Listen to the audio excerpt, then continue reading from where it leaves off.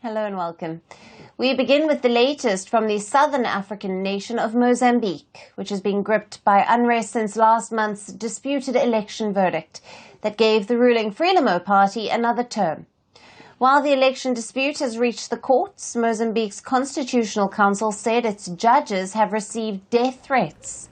The council is working to validate the outcome of the disputed polls, which have sparked deadly protests in the country. The council said the threats were received via private messages and social media posts. The southern African nation is facing its most precarious post-election period since it turned into a democracy 30 years ago. On the 9th of October, the Electoral Commission announced that the Frelimo party and its presidential candidate, Daniel Chapo, had won with over 70% of the vote, extending its 49-year rule. Opposition candidate Venancio Mondlane of the Podemos party, who came second with 20% of the votes, rejected the results. He claimed that he won the election and called for the protests. This triggered deadly violence in several parts of Mozambique. Thousands have been protesting in recent weeks, and the protests have been brutally suppressed by the police. According to civil society groups, at least 67 people, including 10 children, have died in the post-election violence, and hundreds have been injured. Rights groups accuse Mozambique authorities of brutally using live ammunition on protesters.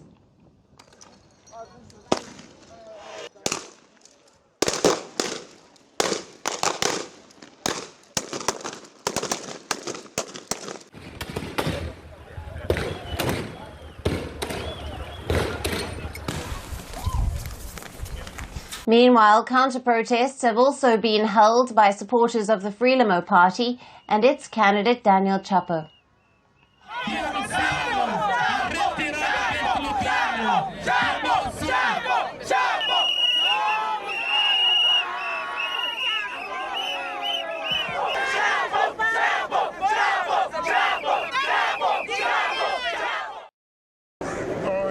We cannot and should not instigate the population to hatred, violence, looting and destruction of our city. Last week, in a State of the Nation address, President Filipe Nyusi, who is due to step down in January, called the opposition's claims and the protests an attempt to install chaos in the country. President Nyusi has also invited the main opposition leader, Venancio Mondlane, for talks. The opposition leader accepted the offer of talks but set conditions. Mondlane, who is believed to have fled the country amid fears of arrest or attack, sent a 20-point agenda for talks. Now, since his whereabouts are still unknown, he demanded the talks be held virtually. He added that the agenda should be to restore the electoral truth and to prosecute anyone involved in vote rigging. Mondlane has also sought a public apology and compensation for deaths during the protests, as well as constitutional, economic and electoral reforms. He has even sought legal proceedings against him to be dropped. Now, authorities filed criminal charges against him, including damage caused during protests by his supporters, and this led to his bank accounts being frozen. Last week, Mozambique unrest was also discussed by regional leaders at a summit of the 16-nation Southern African Development Community, or SADC region. However, the SADC only extended condolences to the government and the people of Mozambique. Human rights groups slammed SADC for failing to denounce the excessive use of force by authorities in Mozambique. Summit extended condolences to the government and the people of the Republic of Mozambique for the lives lost during the post-election violence. Recent political tensions are further deteriorating the situation in the southern African country. It has led to border closures and port terminal suspensions. There have also been fears over possible delays to a $20 billion LNG project due to the political uncertainty in the country. Mozambique is one of the poorest countries in Africa, but currently it stands on the cusp of tapping offshore gas fields that could transform its economy. So the latest LNG project is crucial for the country. A gas and energy investment conference scheduled last week was also postponed to February by the organizers to allow for a secure environment. Unrest, violence and political uncertainty have paralyzed Mozambique and hit its economy, which is already in dire straits. How will Mozambique navigate through these crises? Can dialogue among its political leaders initiated by the president end the deadlock? Now, for more on this, we have with us Wilke Diaz, political analyst and election observer, who is joining us from Maputo, Mozambique. Thank you for being with us. Good afternoon. Thank you so much. Now, what are the implications of the death threats against the top judges of the Constitutional Court for Mozambique's judicial independence and the overall democratic process?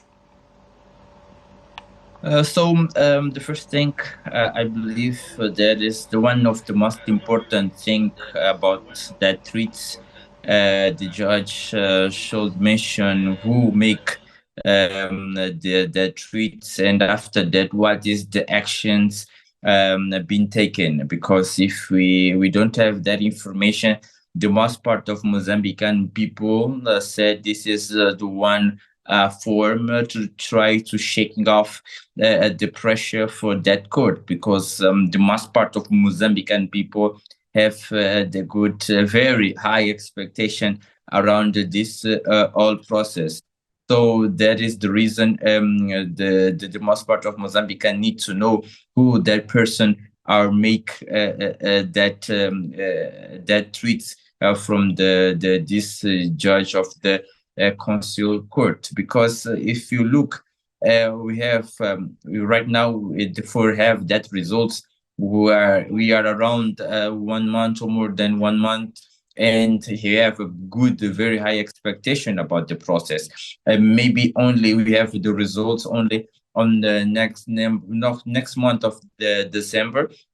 So the people need to know, and sometimes some comments in the social media, social networks like Facebook, WhatsApp, Instagram, and etc. maybe can sound like one intimidation for that judge in the court, because the whole attention it's on the court. Yesterday, some group of the mothers or women's mothers going in front of the constitutional court to appeal to the judge to take a good decision or going to the truth, because so many people are died right now. We have 67 persons deaths around this whole process. We have around 3,000, more than 3,000 persons arrested by the police, illegal arrested by the police in our country. We have around 210 persons are shot by the police with real bullets. So the people don't have faith sometimes in our local judicial sectors or our courts. So that is the reason sometimes the people write this type of comments and etc. to try to make some pressure and to this court or the type of the administration go and find the truth.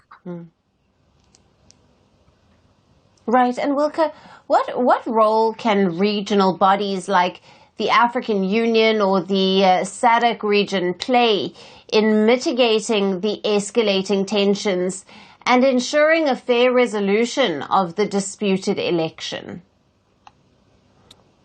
I think if we compare these demonstrations for now, or this protest for now, if we make one comparison with the whole situations, for example, I believe that is the very different situation, because in the past we have Frelimo, not the Renamo party, in one side. So we are looking for a fight in the past or before with the Renamo and the government.